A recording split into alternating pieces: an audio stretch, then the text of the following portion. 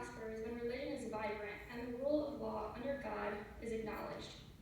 Let justice roll on like a river, righteousness like a never-failing stream. The source of our strength in the quest for human freedom is not material, but spiritual. These are a few of my favorite quotes from President Ronald Reagan, or otherwise known as the Great Communicator. By examining and applying some of his secrets of public speaking, we may improve our own oratory as public speaking students. Serving as the 40th President of the United States, Ronald Reagan was one of the most inspiring in American politics. He was the quintessential example of an excellent orator. Prior to his presidency, he was also a Hollywood actor and talk show host where he claimed he honed his speaking ability. I will be talking about three major strengths utilized by the former president which are worthy of examination. First, his intentional use of everyday language. Second, the emphasis he put on truth and guiding the audience's passions and imagination. And third, his focus on the first American principles. First, strength number one.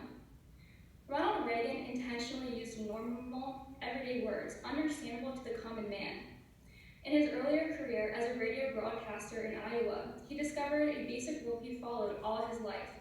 Talk to your audience, not over their heads or through them. Don't try to talk in a special language of broadcasting or even of politics, just use normal, everyday words. This is very noticeable when listening to President Reagan's speeches. They feel very conversational and genuine. For example, in his famous A Time for Choosing speech, he begins by saying, "The sponsor has been identified, but unlike most television programs, the performer hasn't been provided with a script. As a matter of fact, I have been permitted to choose my own words and discuss my own ideas regarding the choice that we face in the next few weeks." Not only is this a humorous opening statement, it adds a personal, conversational, and genuine tone to set the rest of his speech. Strength number two. Ronald Reagan made clear that a good speech must be truthful. It must not pander to emotions, but take into account the audience's mood and guide their passions and imagination. One method he used to guide the audience's passion and imagination was by using effective quotations, aphorisms, and excerpts that came from poems, books, and speeches that reflected Reagan's strong value of faith, family, and work. Most of these were actually from his private collection of 4x6 note cards personally written by him. This is the scene in 1964 at the annual convention of the National Association of Evangelicals, where he gave his speech, Evil Empire. He interjected the historical wise words of three founding fathers. This includes William Penn, who said, "If we will not be governed by God, we must be governed by tyrants." Jefferson, who said, "The God who gave us life gave us liberty at the same time." And George Washington, who said, "Of all the dispositions and habits which lead to political prosperity, religion and morality are indispensable supports." One of my favorites is the one that he uses by Winston Churchill, which says, "When great forces are on the move in the world, we learn that we are spirits, not animals. There is something going on in time and space and beyond time and space, which whether we like it or not, spells duty," end quote. This inspires and evokes passion in the audience. Finally, the third and arguably most important secret of the Great Communicator, Ronald Reagan's delivery or rhetoric was not what carried him to the White House. It was that his speeches contained basic truths in which the average American could resonate with.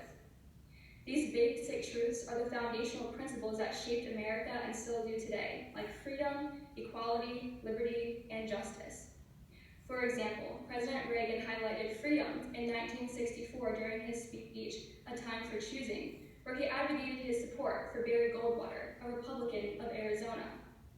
He rejected the liberal argument that we had to choose between a left or right. He claimed, "There is no such thing as left or right. There is only an up or down. Up to man's age-old dream of individual freedom consistent with law and order, or down to the ant-heap of totalitarianism," end quote.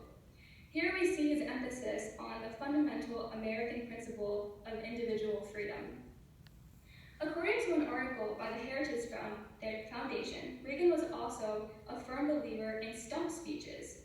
This is a speech repeatedly delivered by a politician during their campaign. President Reagan claimed, "Your message will truly sink into the collective consciousness if you have something you believe in deeply.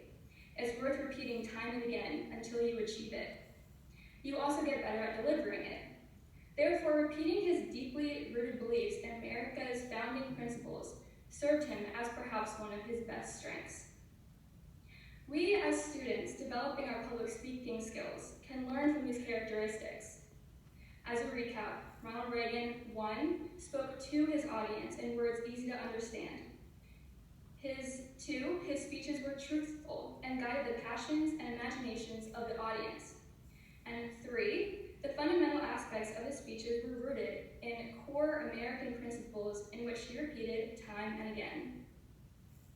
In a 1989 farewell address to the American people, President Ronald Reagan announced, "I wasn't a great communicator, but I communicated great things, gathered from our experience, our wisdom, and our belief in principles that have guided us for 2 centuries. Let us, too, seek to communicate great things."